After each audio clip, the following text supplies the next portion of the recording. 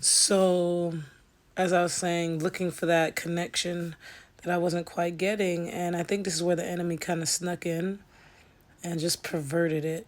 I was genuinely just want to connect. You know, like how a mother would with a daughter?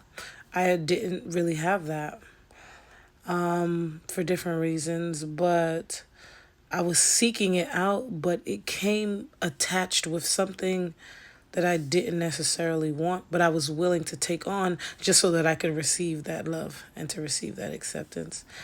And I found that once I left high school. I grew up in a religious home, like it was sin. Whatever it was, it's just sin. Just if you think about it, it's just sin.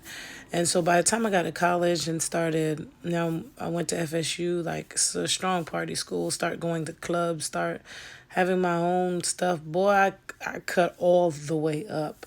And in parts of my experience, and when I say there was a lot, there was a lot. Thank you, Lord, that I am still here and I have not reaped the negative outcomes of the choices that I have made in college.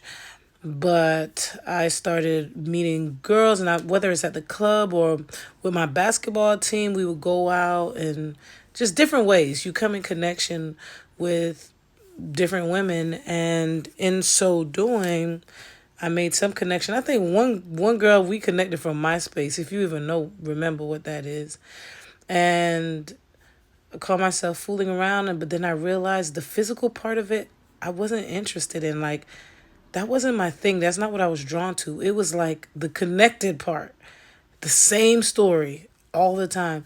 That's the part I wanted. The hugs. Like one of my friends, because one of the girls that I ended up actually being in a relationship with, she was like my really close friend. Like we would be driving and just holding hands and talking, like, stuff like that. And it just completely just got out of order.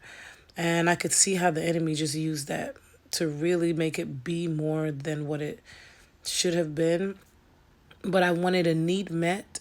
And even if it came with other things, I was willing to accept that because I needed that so much. But the bigger part of the story is that because of the abuse, because of the molestation, because of the assaults, because of so many different things that happened, I just didn't see men in a positive light. I didn't see myself marrying a man. I just couldn't see it. I attached men with hurt, genuine hurt, like my stepdads. Like when I tell you it was crazy, it was crazy. There was one time I was at the park. It's called Lakes Park.